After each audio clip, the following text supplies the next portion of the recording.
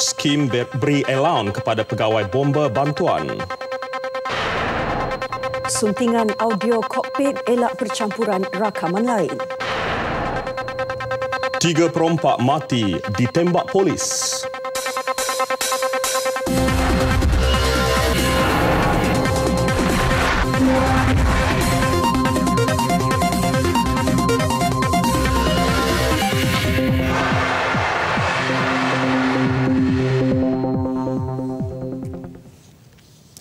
Assalamualaikum, salam satu Malaysia. Saya Fatil Hidayat Ghazali. Dan saya Hazel Desmond. Malaysia perlu mempunyai persiapan dan perancangan rapi bagi menghadapi bencana pada masa depan, khususnya yang berskala besar. Untuk itu, Timbalan Perdana Menteri Tan Sri Muhyiddin Yassin mahu semua agensi dan pasukan terlibat dalam pengurusan bencana, melihat prosedur operasi standard SOP sekiranya keupayaan mekanisme dan logistik perlu ditingkatkan. Sebagai contoh, ujarnya kejadian banjir di Kemaman dan Kuantan pada tahun lepas mengakibatkan 50,000 rakyat dipindahkan serta kemarau panjang dari Januari hingga Mac antara cabaran yang dihadapi negara. Kedua-dua kejadian bencana alam ini telah banyak menguji kesiapsiagaan negara dalam menghadapi bencana.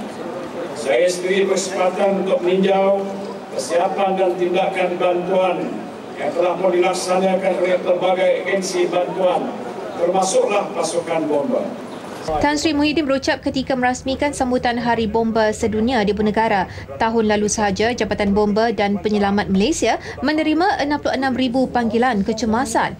Oleh itu, Tan Sri Muhyiddin mahu agensi-agensi bantuan bencana perlu kerap mengadakan latihan bersama bagi menguji SOP masing-masing supaya tindakan yang lebih bersepadu dan teratur digembeling apabila berlaku bencana.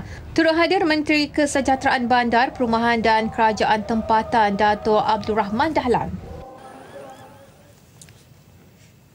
Dalam pada itu, Tan Sri Muhyiddin turut melancarkan skim pegawai bomba bantuan. Dengan pengujudannya, mereka akan dibayar allowance sama seperti pasukan-pasukan bantuan sedia ada seperti Polis Bantuan, Jabatan Pertahanan Awam Malaysia, Rela dan Askar Wataniah. Sebuah kerajaan yang prihatin kepada pekerja akan hilang pekerjaan dan pendapatan. Apakah nasib yang akan dihadapi oleh keluarga pekerja yang berkenaan? Dan seperti yang kita maka dengan ini orang ramai adalah diseru untuk mendaftarkan diri bagi menyertai pasukan ini. Pihak JBPM akan memberikan latihan secukupnya kepada anggota PBB untuk membantu mereka menjalankan tugas memadam kebakaran dan menyelamat dengan cekap serta berkesan bersama-sama dengan pasukan bomba sepenuh masa. Sebelum saya mengakibatkan penubuhannya juga sama seperti di United Kingdom, Australia dan Jepun. Dengan itu juga, Jabatan Bomba dan Penyelamat akan memberi latihan kepada anggota berkenaan dalam tugas memadam kebakaran dan menyelamat. Dengan tema inovatif dan integriti pemacu transformasi, Hari Bomba Sedunia disambut meriah. Pelbagai acara yang disusun telah berjaya menarik perhatian orang ramai yang berada di dataran merdeka. Acara dimulakan dengan perarakan kontijen perbarisan sebelum bacaan ikrar dan deklamasi sajak. Demonstrasi kebombaan dan persembahan pasukan taktikal antara acara yang ditunggu-tunggu orang ramai. Bagus, menyeronokkan, banyak info. Banyak kita tahu benda yang kita tak tahu tentang bomba ni lah dan penyelamat. Gembira lah, lepas tu bangga dapat ayah sebagai anggota bomba, lepas tu ayah dapat berkhidmat untuk negara, bantu masyarakat semua. Bagi anggota bomba, peluang terlibat dalam sambutan kali ini merupakan penghargaan kepada jasa dan perkhidmatan mereka selama ini. Saya terlibat dengan choir, jadi pasal saya rasa macam okey lah. Barisan dia kira okey lah, tahun ni terbaik lah saya nampak. Pembarisan hari ini lah saya terlibat dalam unit perkesan. Walaupun saya bukan unit perkesan lah.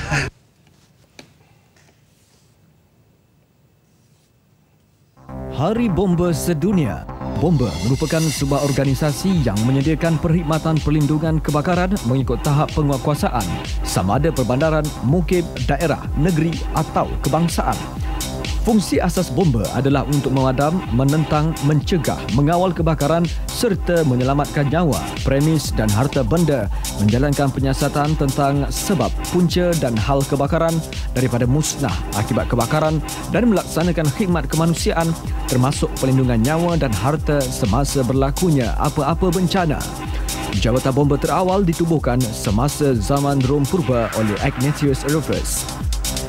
Bandaraya Boston adalah bandaraya pertama yang menubuhkan jabatan bomba yang dibiayai orang awam di Amerika pada tahun 1679. Union Volunteer Fire Company di Philadelphia adalah syarikat insurans kebakaran pertama ditubuhkan pada tahun 1736.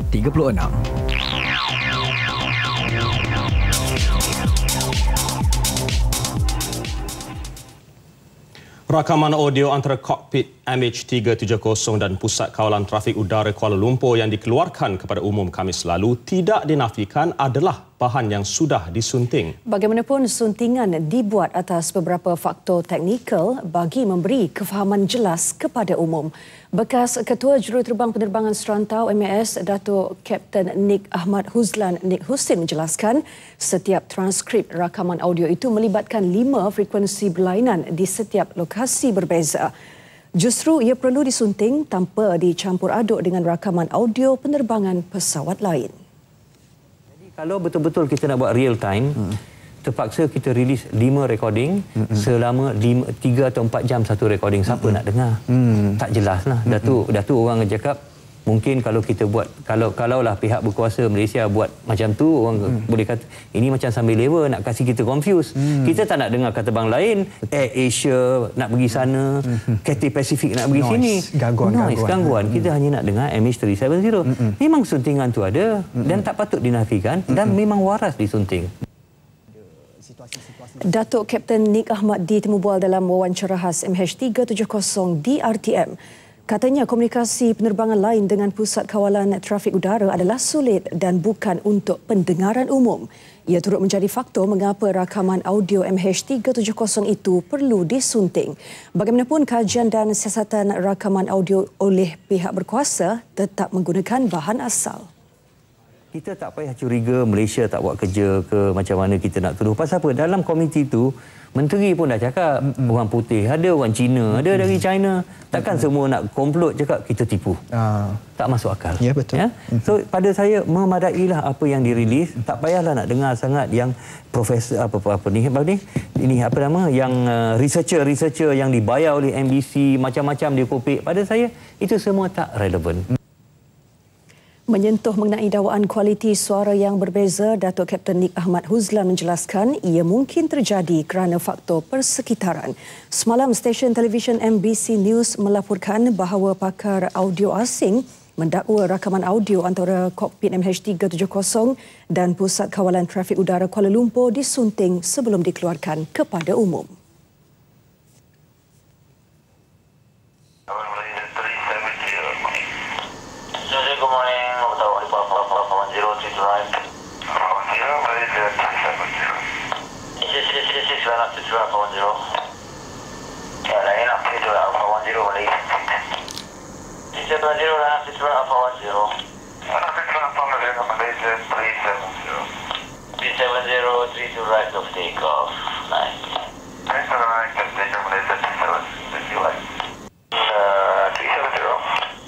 Malaysian 370, selamat pagi. Identified climb flight level 180, cancel aside item right direct to Ikari.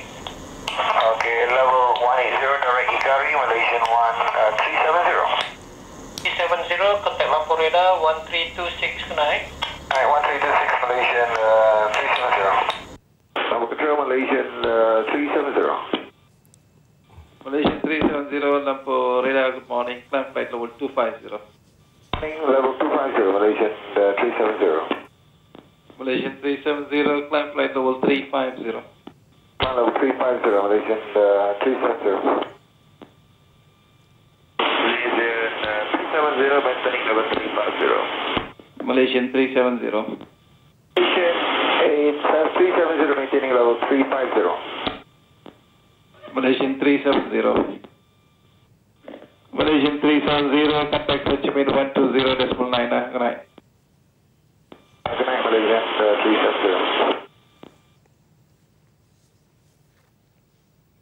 Dalam perkembangan lain, 2 maut manakala 2 lagi cedera parah apabila sebuah kereta bertembung dengan kenderaan pacuan 4 roda di kilometer 45 Jalan Kuala Terengganu, Kota Baru. Ketika kejadian, kereta dinaiki mangsa dalam perjalanan menziarah keluarga bapa saudaranya yang meninggal dunia di Kuala Krai. Mereka yang terbunuh adalah Ros Nazira Mahmud, 33 tahun dan Muhammad Hafzan Jusoh alias Abdul Ghaffar, 35 tahun, manakala 2 penumpang lagi cedera parah dan dikejarkan ke Hospital Stew. Kejadian pukul 1.30 tengah hari tadi dipercayai berlaku apabila kenderaan pacuan 4 roda yang dipandu warga emas Tan Ban Hock, 70 tahun, dari arah bertentangan terbabas dan memasuki lorong sebelah sebelum bertembung dengan kereta yang dipandu mangsa. Ketua Polis Daerah Stew DSP Abdul Rahman Raja Muhammad mengesahkan kedua-dua mangsa maut di tempat kejadian. Bagaimanapun, pemandu pacuan 4 roda terbabit hanya mengalami kecederaan ringan.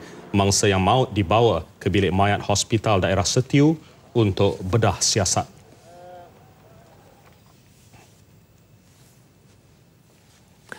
Tiga penjenayah mati dalam kejadian berbalas tembakan dengan polis di kawasan Desa Tebrau, Johor Bahru.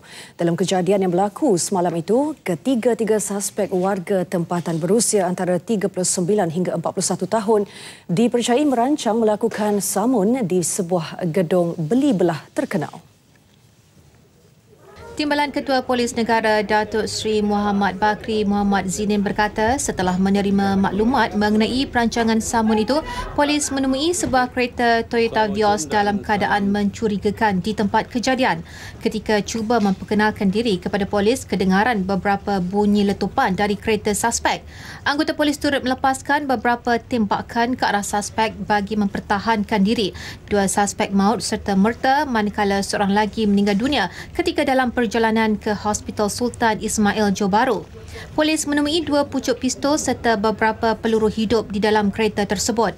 Susulan itu, polis melancarkan operasi mengesan saki-baki kumpulan berkenaan dan berjaya menangkap 8 lagi lelaki berusia antara 26 hingga 38 tahun dalam serbuan di Taman Setia Tropika dan Taman Puteri Wangsa.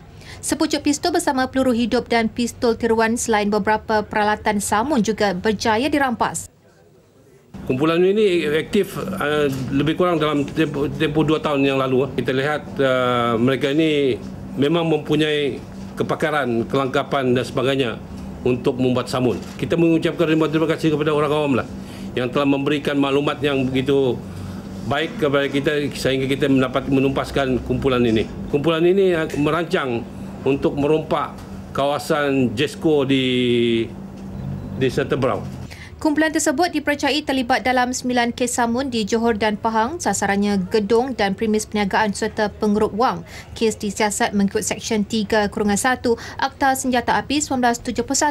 Sabit kesalahan boleh dikenakan hukuman gantung sampai mati. Ia turut disiasat mengikut Seksyen 307 Kanun Keseksaan serta Seksyen 8 Akta Senjata Api 1971. Di Selangor, 157 pendatang asing tanpa izin ditahan menerusi ops khas di beberapa kawasan di bawah pentadbiran IPD Petaling Jaya, Subang Jaya dan Serdang. Turut ditahan 2 lelaki tempatan yang tersenarai antara yang paling dikehendaki polis. Timbalan Ketua Polis Selangor Dato' Abdul Rahim Jaafar berkata dalam operasi khas kira-kira jam 11 malam tadi, operasi ditumpukan ke kawasan yang mempunyai kadar jenayah jalanan tinggi dan kawasan penempatan warga asing. Operasi yang turut disertai Jabatan Immigration dan Jabatan Pendaftaran Negara dilakukan di beberapa tempat termasuklah di Mentari Court, Desa Mentari, Bandar Sunway dan Puchong. Di mana banyak berlakunya kejadian-kejadian jenayah seperti ragut, samun dan sebagainya. Dan begitu juga kita menumpukan kawasan ini iaitu di kawasan Mentari oleh kerana banyak kejadian-kejadian seperti yang mana saya sebut tadi, termasuk juga masalah-masalah tentang dadah dan juga parti. Ya. Beliau berkata kesemuanya yang ditahan tidak memiliki sebarang dokumen pengenalan diri yang sah dan diserahkan kepada Jabatan Immigration untuk tindakan lanjut. Tangkapan juga membabitkan suspek pelbagai kesalahan seperti culik, menyamar penjawat awam, curi kenderaan dan samun. Polis turut membuat 19 tangkapan di bawah Akta Dadah Berbahaya 1952. Sepandai-pandai tupai melompat akhirnya jatuh ke tanah juga. Ia mungkin perumpamaan sesuai bagi seorang pencuri yang digelar penuntut Universiti Malaysia Terengganu UMT sebagai hantu UMT. Setelah melakukan beberapa kes kecurian di universiti berkenaan, Muhammad Faizul Muhammad, 26 tahun, dijatuhi hukuman penjara selama 15 bulan oleh Mahkamah Magistrate Kuala Terengganu atas pertuduhan memecah masuk bilik seorang pensyarah. Hukuman dijatuhkan Magistrate Rozianti Muhammad Hanapi selepas tertuduh yang berasal dari Kampung Kubang Badak, Kuala Terengganu mengaku bersalah melakukan pecah masuk bilik seorang pensyarah UMT jam 5 petang 31 Mac lalu. Dia didakwa memecah masuk bilik pensyarah terbabit dengan memecah bahagian dinding sebelum mencuri 2 buah komputer riba, mata wang Jepun RM100,000 dan wang tabung bernilai RM350. Kejadian disedari seorang tukang sapu sebelum pensyarah terbabit membuat laporan polis. Suspek turut memecah kediaman pensyarah dan asrama penuntut lain. Tertuduh kemudian ditangkap pada 3 April lalu di kediamannya di Kubang Badak apabila seorang penuntut membuat laporan polis bahawa tertuduh ingin menjual komputer riba yang dicuri kepada penuntut UMT dengan harga serendah RM50. Pertuduhan kes dijalankan Timbalan Pegawai Pendahulu Raya Inspektor L. Ratna.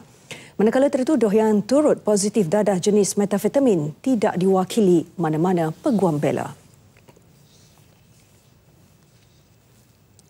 Kerja-kerja pencarian harta karun di Pulau Nangka, Melaka ditangguhkan sementara bagi memastikan aspek sokongan bagi menarik keluar blok batu untuk menjejak harta karun lain dapat dilakukan dengan lancar. Kerja-kerja menarik keluar blok batu yang dianggarkan seberat 18 tan itu memerlukan struktur platform besi yang benar-benar kukuh. Syarikat Smart Partnership International Malaysia Senin Berhad yang diberi tanggungjawab menjalankan kerja-kerja pencarian harta karun yang dipercayai daripada zaman Kesultanan Melayu Melaka itu mengumumkan penangguhan sementara berkenaan semasa memantau kerja pencarian di Pulau Nangka. Kerja-kerja penarikan ataupun pengeluaran batu ini adalah merupakan fasa pertama, dan setelah blok batu ini dikeluarkan dengan jayanya, fasa kedua akan dilaksanakan iaitu melaksanakan kerja-kerja pembersihan tanah yang berada di bawah bumbung batu tersebut. So selepas kerja-kerja pembersihan tanah dan batuan kecil yang berada di bawah blok bumbung batu tersebut dilaksanakan dengan jayanya, maka kita akan dapat memasuki ruang kosong yang kami anggarkan menyimpan peti-peti harta tersebut.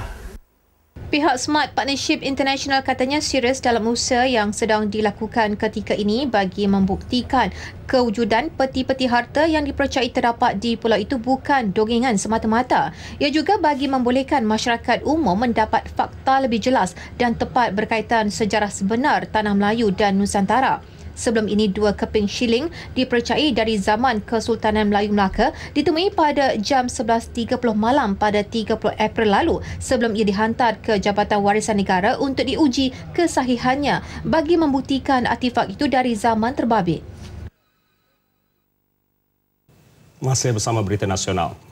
Meski sibuk dengan acara padat sepanjang minggu menjalankan tugas sebagai Perdana Menteri, ia tidak menghalang Datuk Seri Najib Tun Razak berbasikal bersama 10,000 rakyat Malaysia pelbagai kaum pagi tadi di Ibu Negara. Aktiviti riadah itu bersempena program KL Pagi Bebas Kenderaan siri kelima anjuran Dewan Bandaraya Kuala Lumpur DBKL dalam usaha mengurangkan pelepasan asap karbon dioksida di pusat bandar raya.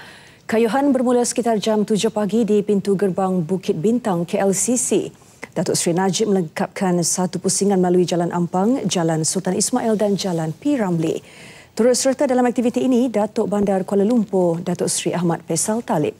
Terdahulu, Datuk Seri Najib turut melepaskan peserta bagi acara penuh program itu. Kayuhan selama 2 jam turut melibatkan Jalan Raja Laut, Jalan Tuanku Abdul Rahman dan Jalan Dangwangi. Program KL Pagi Bebas Kenderaan anjuran DBKL ini diadakan pada hari Ahad pertama setiap bulan. Ia bertujuan mengukuhkan perpaduan rakyat, melaksanakan gaya hidup sihat, menjalinkan hubungan ahli keluarga dan mencintai alam sekitar. Acara lain termasuk pemeriksaan kesihatan, persembahan kebudayaan dan kesenian serta sukan dan riadah.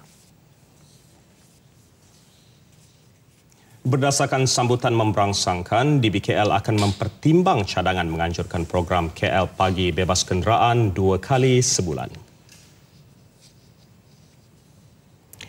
Menurut Datuk Bandaraya, Datuk Seri Ahmad Faisal Talib, sejak kali pertama penganjurannya, ia telah berjaya memupuk kesedaran masyarakat terhadap gaya hidup sihat. Ia berdasarkan peningkatan bilangan peserta kepada 10,000 orang berbanding hanya 2,000 peserta yang mengambil bahagian pada penganjuran kali pertama.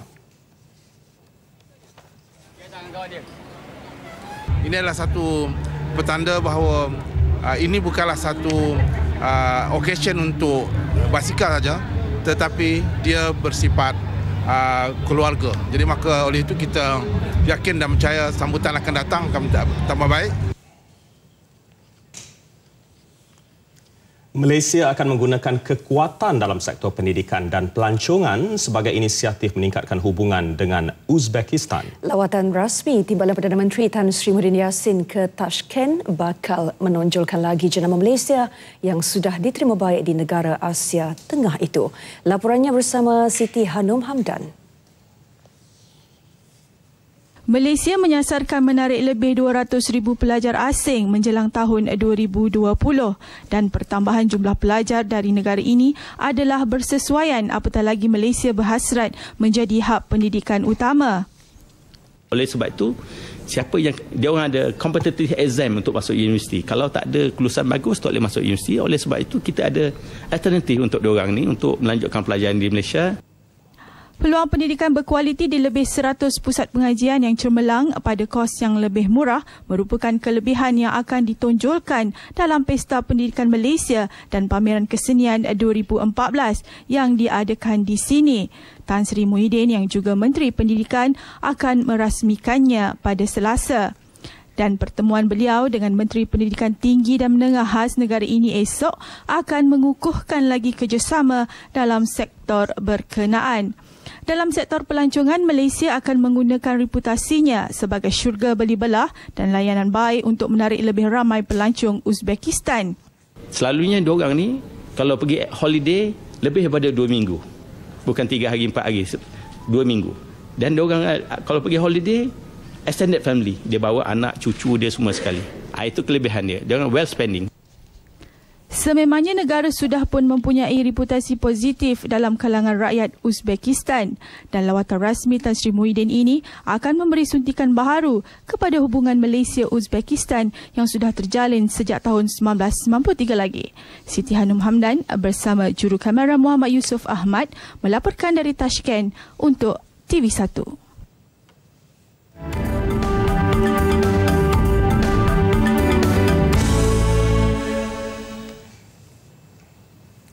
Dana Kewangan Antarabangsa IMF mengesahkan model cukai barang dan perkhidmatan GST bersifat progresif dalam menjana pertumbuhan ekonomi Malaysia jangka panjang.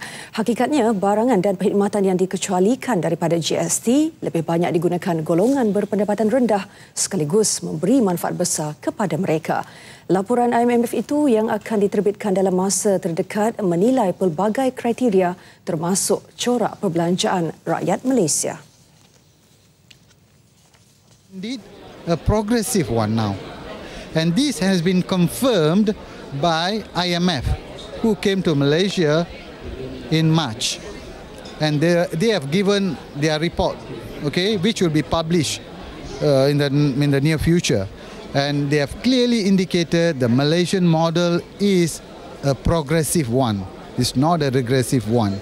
The goods and services which we are not taxing, they are basically consumed by the low income more than the high income.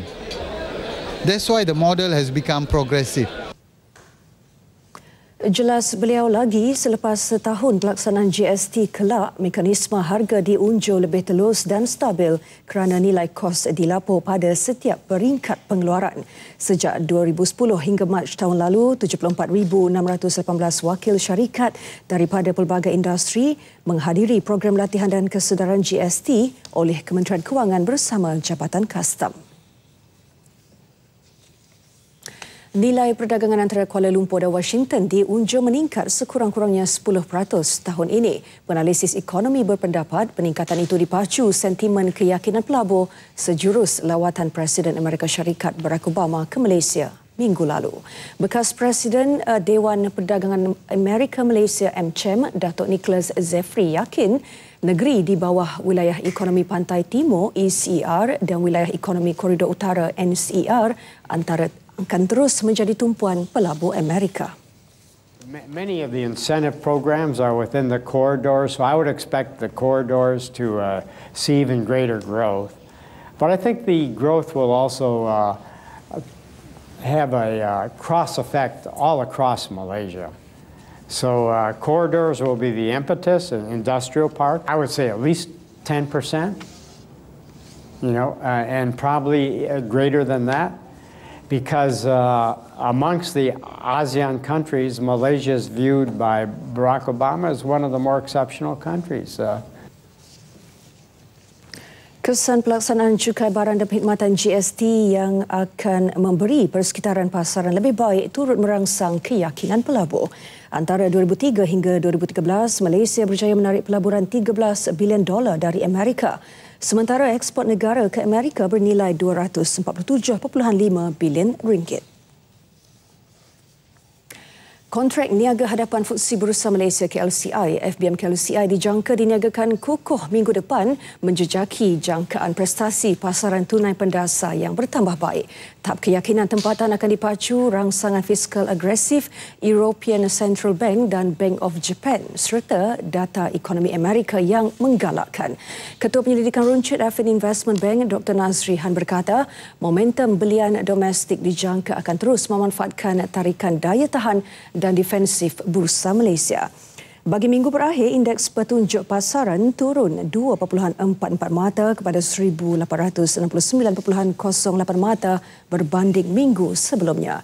Jumlah dagangan pula naik kepada 58,840 lot daripada 44,096 lot pada minggu sebelumnya.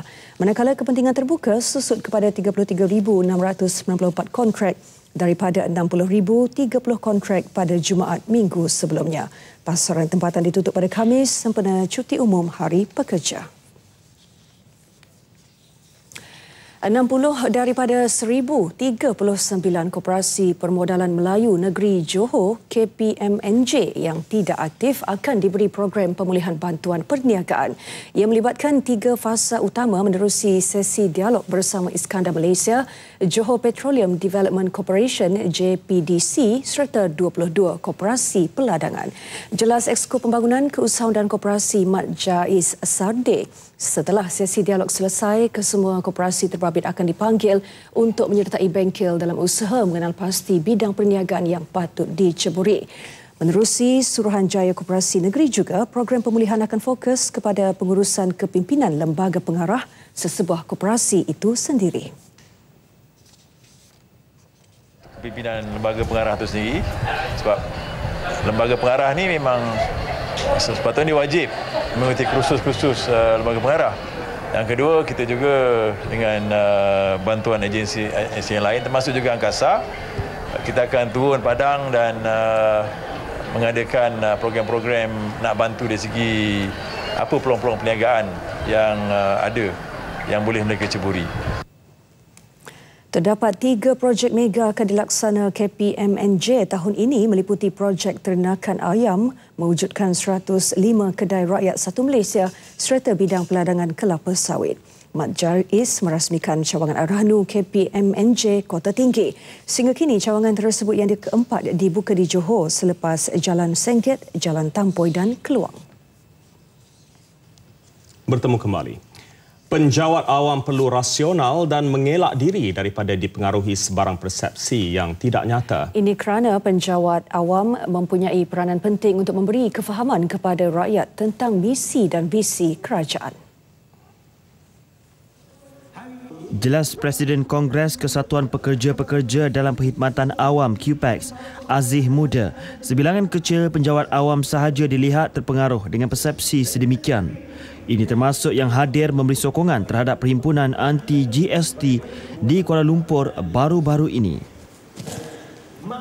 Jadi kita minta supaya penjawat awam ini berfikir bagaimana kita nak minta kerajaan menimbang permohonan kita, dalam masa yang sama kita melihat kerajaan sebagai pihak yang tidak menyokong kita. Jadi tidak boleh.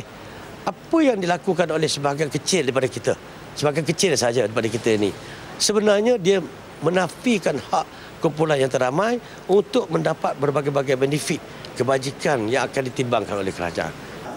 Dalam pada itu, Aziz Muda turut memaklumkan QPEX bercadang mengusulkan 10 perkara berkaitan kebajikan kaki tangan awam kepada Perdana Menteri pada 10 Jun nanti.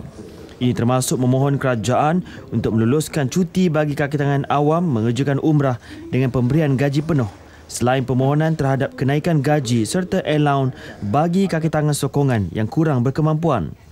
Beliau berkata demikian selepas menghadiri Majlis Perasmian Mesyuarat Agong Tri Tahunan Kesatuan Kebangsaan Pekerja-Pekerja Penguasa-Penguasa Tempatan Semenanjung Malaysia Anu Lai ke-15 di Kuala Berang. Majlis ini disempurnakan Ahli Parlimen Hulu Terengganu Datuk Jalani Johari. RM2 juta diperuntukkan Kelab Prihatin Yayasan Pembangunan Ekonomi Islam Malaysia YAPIM sejak lebih 3 tahun lalu bagi membantu golongan miskin yang kematian ketua keluarga. Ini termasuk memberi bantuan RM200 kepada setiap anak peserta selama 2 tahun di samping membantu golongan ibu tunggal menerusi skim Pro Taylor. Ketika ini, YAPIM sedang giat mencari peserta untuk memasuki skim Sinar Kasih yang bertujuan membantu ibu tunggal berdikari serta meningkatkan pendapatan mereka. Mereka yang berminat akan diberi pendedahan mengenai jahitan pakaian dan bantuan dari segi modal dan peralatan dengan peruntukan sebanyak RM20 hingga RM30,000 mengikut lokasi sewaan. Kita ada sesi inilah, sesi soal selidik dan sebagainya. Dan kalau dia rasa dia akan berminat untuk aktiviti itu, kita akan hantarlah khususnya. Beliau menyatakannya kepada media pada program Kembara YAPIM Prihatin di Zon Timur di Kota Baru. Pada majlis itu, Kelab Prihatin YAPIM menghulurkan sumbangan berupa hamper dan wang tunai kepada tabung kanser HPRZ 2. Kerajaan Negeri Johor akan mengambil tindakan undang-undang terhadap pemilik kediaman Wong Afuk kerana merobohkan bangunan bersejarah berusia 150 tahun di Jalan Wong Afuk, Johor Bahru. Tindakan merobohkan bangunan itu dijalankan tanpa permit pihak berkuasa tempatan. Bangunan berkenaan dirobohkan minggu lalu. Menurut Setiausaha Kerajaan Negeri Datuk Ismail Karim, kediaman itu telah dikenal pasti untuk diwartakan sebagai bangunan bersejarah di Johor. Berikutan tindakan berkenaan, pemiliknya akan didakwa ke mahkamah mengikut Akta Perancang Bandar dan jika sabit kesalahan boleh dikenakan denda sehingga RM500,000. Waktu malam, bila kita tahu dia dah dirobohkan, jadi memang tak ada kuasa kita untuk menahan. Kalau dibuat di waktu siang, kita boleh buat court order dan sebagainya. Kediaman itu merupakan salah satu mercu tanda Johor Bahru kerana ia antara bangunan terawal di Bandaraya Johor Bahru milik pedagang terkenal. Pihak berkuasa tempatan tidak dapat menghentikan tindakan pemiliknya merobohkan kediaman berkenaan kerana ia dilakukan pada waktu malam. Berjaya memberi maklumat tepat dan sahih kepada orang awam berhubung krisis kemanusiaan di Asia Barat. Objektif itu berjaya dicapai Forum Umum Krisis di Mesir, kesannya terhadap masa depan Palestin dan Syria dibangi Selangor. Timbalan Pengerusi Aqsa Sharif Dr. Fauzia Hassan berharap pendedahan melalui forum itu mampu meningkatkan kesedaran dan keinsafan mengenai penderitaan dialami umat Islam di 3 negara berkenaan. Objektif public forum ini ialah untuk mewar-warkan dan memberi penerangan yang sebenarnya daripada sources yang betul-betul sah kepada rakyat Malaysia terutamanya, dan juga dengan pengetahuan kita tentang apa yang sebenarnya berlaku kepada ketiga-tiga negara ini, insya-Allah kita berharap rakyat Malaysia akan lebih memberi sokongan dalam semua aspek lah, ya, aspek sokongan daripada keuangan, sokongan daripada emosi, sokongan doa dan sebagainya, insya-Allah. Antara penceramah jemputan termasuk Ketua Biro Perhubungan Antarabangsa Hamas Osama Hamdan, Menteri Penerangan Mesir Salah Abdul Maksud dan Ketua Ikhwanul Muslimin Syria Sheikh Muhammad Riyad Ash-Shaqfa. Penganjuran forum itu hasil kerjasama 3 badan bukan kerajaan iaitu Aqsa Sharif, Malaysia for Egypt dan Ikram for Syria. 25 juta ringgit telah disumbangkan Aqsa Sharif kepada masyarakat di Gaza meliputi bantuan pendidikan, ekonomi, makanan dan keperluan logistik.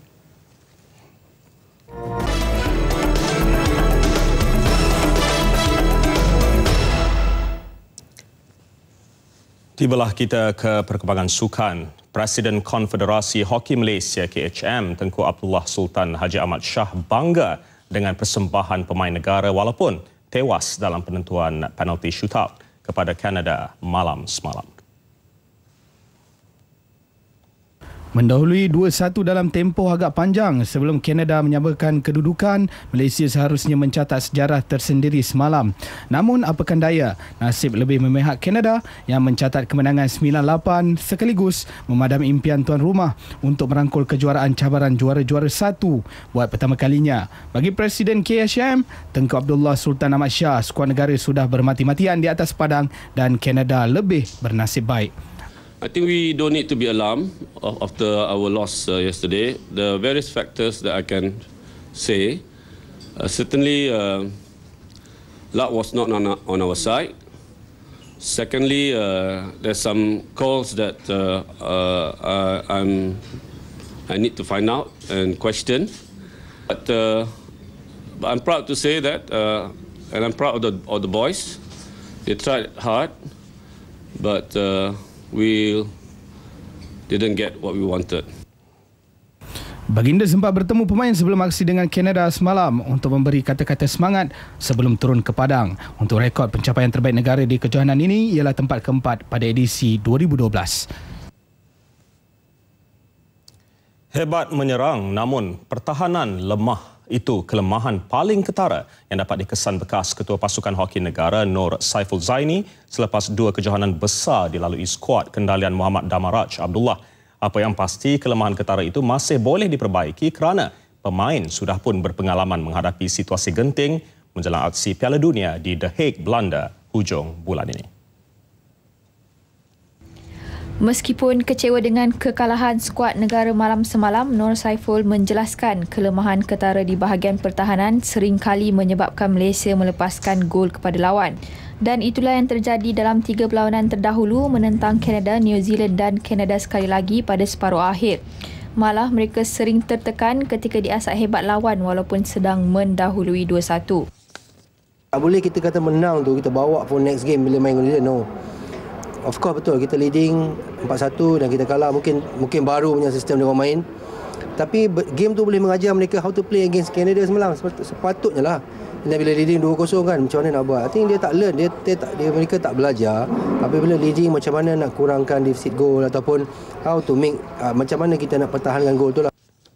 Tambah Nur Saiful, biarpun bakal menamatkan saingan di kedudukan 4 terbaik, pemain seharusnya tidak terlalu berpuas hati memandangkan bakal berdepan lawan lebih kuat di Belanda nanti.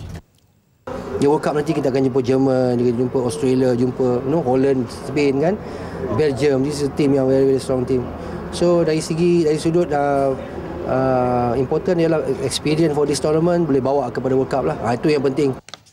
Beliau ditemui pada majlis penyerahan cek sumbangan Tenaga Nasional Berhad TNB kepada Akademi Hoki Raja Ashman Shah petang tadi. Dalam pada itu, TNB menyerahkan cek sumbangan berjumlah RM500,000 kepada Akademi Hoki Raja Ashman Shah yang ditubuhkan di bawah Persekutuan Hoki Asia AHF. Akademi yang bertujuan untuk pembangunan hoki di rantau ini bagi melahirkan jurulatih, pengadil, pengurus dan pegawai teknikal dari 34 negara gabungan. Sumbangan disampaikan pengerusi TNB Tan Sri Leo Mogi kepada pemangku Raja Perak, Raja Dr. Nazrin Shah. Dalam perkembangan berasingan, hasrat Paulo Rangel untuk menyarung jersey Malaysia terus mendapat pelbagai reaksi. Antara yang tidak bersetuju dengan hasrat itu ialah Timbalan Presiden FAM, Tengku Abdullah Sultan Ahmad Shah. Naturalisation ini berdasar kepada individu, bukan kehendak FAM ataupun kalau dia naturalize sebab faktor-faktor yang memihak pada dia. Kalau dia bagus sangat, mungkin kita pertimbang. Tapi nak ambil orang dari luar, nak bagi pasport Malaysia, tak masalah, saya pun tak bersetuju. Penyerang berusia 29 tahun itu menyampaikan hasrat menyarung jersey Malaysia menerusi laman sosial Instagram baru-baru ini. Kemarin, Menteri Belia dan Sukan Khairi Jamaluddin Abu Bakar turut tidak bersetuju dengan hasrat Rangel itu. Ini pula menjelang perlawanan separuh akhir pertama Piala FA antara Johor Darul Takzim JDT dengan Pahang malam esok. Faktor keselamatan menjadi keutamaan polis Johor bagi memastikan perlawanan berjalan lancar sebelum dan selepas perlawanan. Secukupnya dan menentukan pertandingan bola sepak berjalan dengan lancar. Saya juga ambil kesempatan ini menasihatkanlah penyokong-penyokong, behave yourself. Datuk Muhammad Mokhtar berkata demikian di Ibu Pejabat Polis Kontijen Johor, Johor Bahru. JDT akan bertemu Pahang dalam aksi separuh akhir pertama esok. Dari bola sepak beralih ke kejohanan tenis terbuka Kuala Lumpur 2014. Bekas pemain kebangsaan Jawai Riyah Nordin nyata masih berbisa apabila merangkul kejuaraan dalam dua kategori iaitu perseorangan dan bergu wanita. Selaku juara, Jawai Riyah membawa pulang RM7,500. Berpasangan dengan Ku Chin Bee dari Selangor, Jawai Riyah ternyata serasi apabila bertemu Pi Kan Hun Ti Tam Hau Tran dari Vietnam. Menang di set pertama 6-3, Jawai Riyah Chin Bee terus menguasai set kedua dengan mata kemenangan 6-1 dalam masa sejam. Dalam aksi bergu lelaki, trofi kejuaraan milik pemain negara apabila dua pasangan bertemu di pentas final. Si Yu Meng yang berpasangan dengan Asyari Zainal mudah menewaskan pasangan adik-beradik Faris dan Fazri Said. Walaupun diberikan tentangan sengit, pasangan Sabah ini Yu Meng dan Asyari hanya memerlukan 2 set untuk mencatat kemenangan 6-4, 6-3. Hadiah kepada pemenang disampaikan Datuk Bandar Kuala Lumpur, Datuk Seri Ahmad Faisal Talib.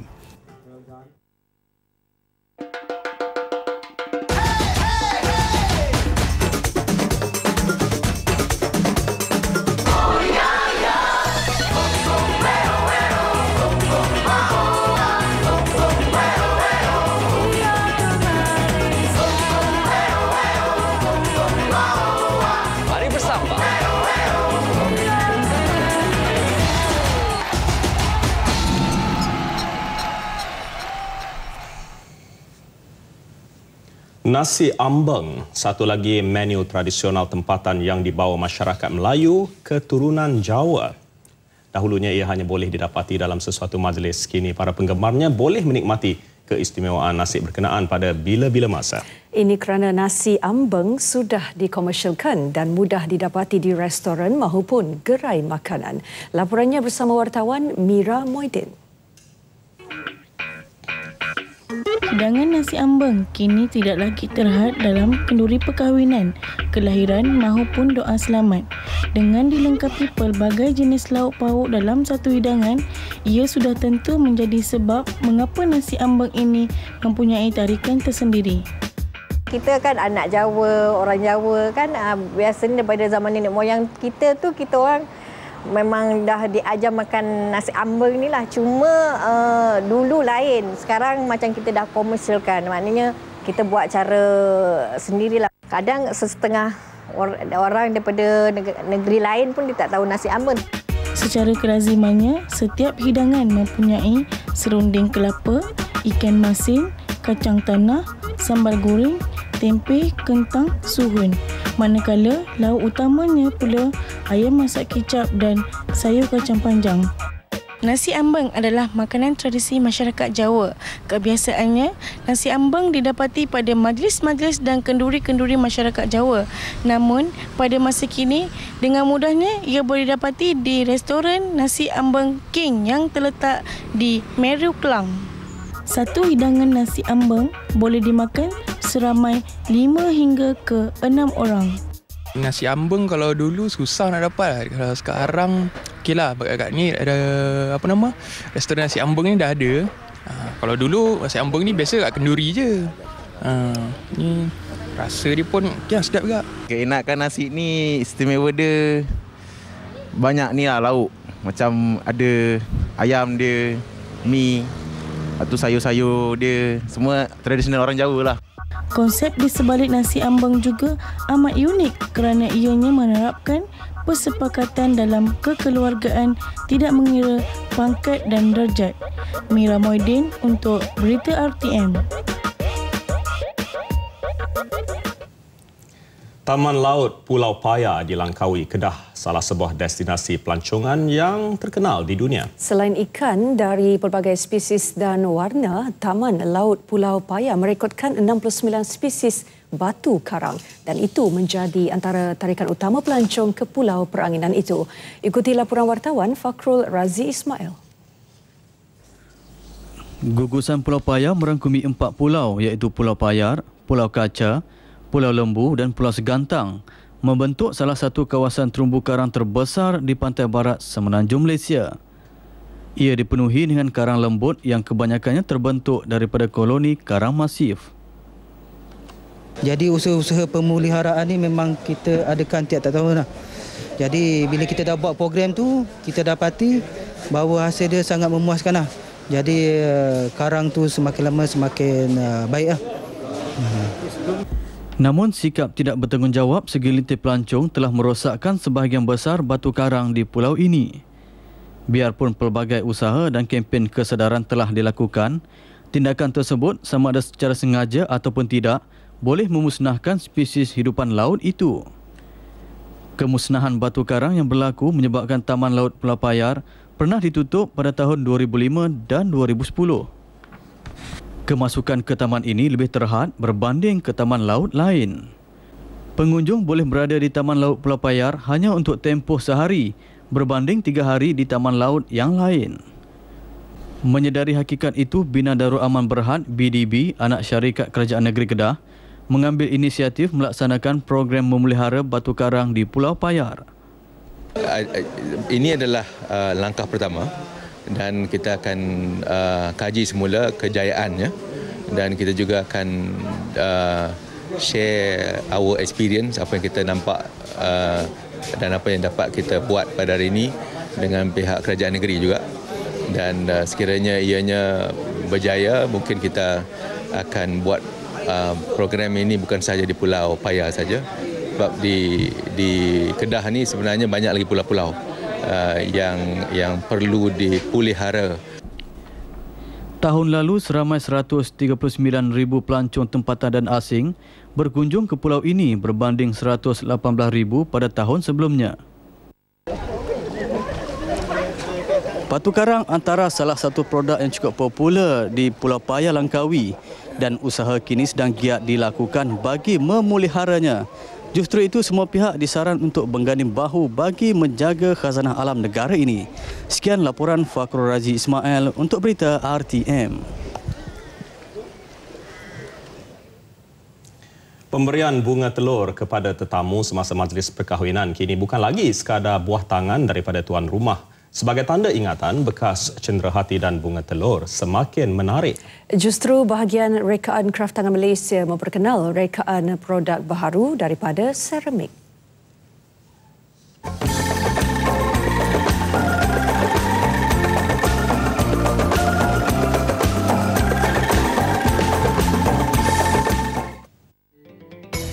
Tidak lagi seperti dahulu, pemberian bunga telur di majlis perkahwinan hari ini semakin pelbagai bentuknya. Bagi yang ingin mencari kelainan, bunga telur daripada bahan porselin, hasil ciptaan Pereka Kraf Tangan Malaysia, sempena promosi kerja kahwin 2014 dipamerkan kepada pengunjung. berkonsepkan futuristik. Bunga telur seramik ini menggabungkan elemen moden dan tradisional.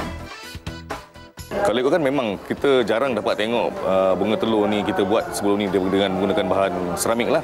Kita barulah setahun dua ni kita cuba dan kita nampak memang ada potensi. Dan sebelum ni memang usahawan agak kurang sikit nak berani untuk cuba dengan benda baru macam ni, teknik baru macam ni dengan material baru untuk produk yang sedia ada kan. Macam bunga telur ni jarang kita buat seramik. Tapi sekarang kita dah ada usahawan yang bersanggupan yang memang nampak benda ni boleh dijual di pasaran. Cuma ni special kat sini, ada istimewa di sini kita campur dengan pewter. Yang ni dia punya tangkai bunga lah. Dia punya motif tangkai bunga ni adalah daripada pewter. Kita buat daripada pewter. Satu bahan. Kalau pelanggan tengok memang dia kenal lah. Melihat kepada rekaannya yang unik, anda tidak perlu bimbang dengan nilai harganya. Dengan seramik ni dan juga kalau kita nak bandingkan dengan bunga telur yang lain, harganya lebih kurang sebenarnya. Cumanya kalau kita tengok bezanya kita menggunakan bahan yang jarang kita guna, itu seramik lah. Dan seramik kita guna, bahan seramik kita guna adalah bahan porselin yang boleh dikira grade dia sangat baik lah dengan menggunakan seni dan teknik dia memang susah kita nak buat. Kalau kita tengok, kita compare, lebih kurang dia sama harganya. Selain itu, bekas cenderahati pelbagai reka bentuk juga diketengahkan kepada orang ramai. Tidak sekadar bekas telur, ia juga boleh dijadikan bekas bunga rampai dan menyimpan gula-gula. Untuk menarik minat bakal pengantin menekankan elemen kraft seramik dalam perkahwinan, set pinggan mangkuk untuk hidangan di meja pengantin turut dipamerkan. Jika berminat dengan rekaan ini, anda boleh membuat tempahan terus menerusi kraft tangan Malaysia. Bagi yang masih tercari-cari pemberian buah tangan bersesuaian untuk hari bersejarah anda, berkunjunglah ke pameran promosi kerja kahwin di Kompleks Kraft Jalan Kong Le yang akan berakhir esok.